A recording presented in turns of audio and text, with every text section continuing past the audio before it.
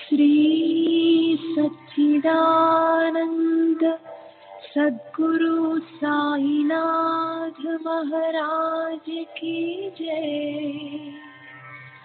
सद्गुरु श्री साईनाथुनि शरद बाबूजी की जय।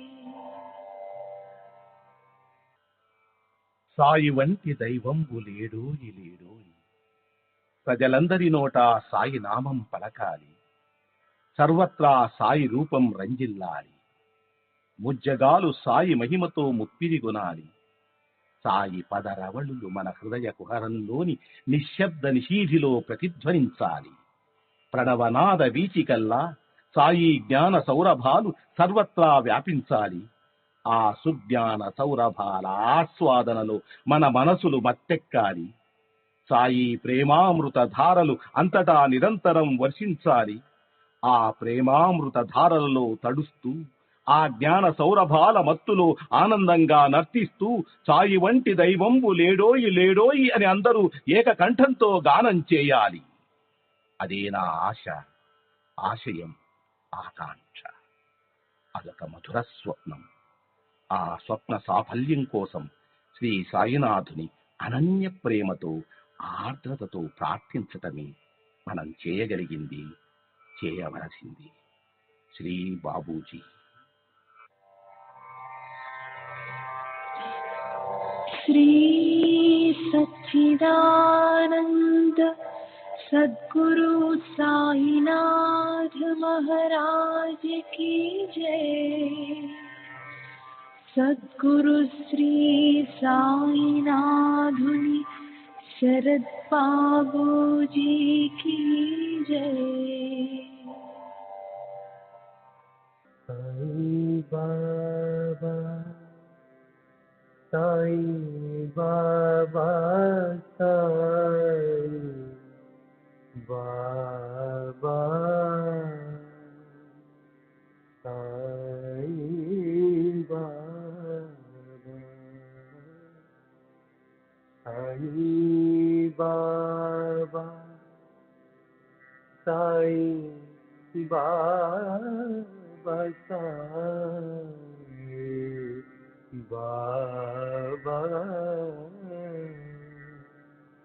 साई बाबा,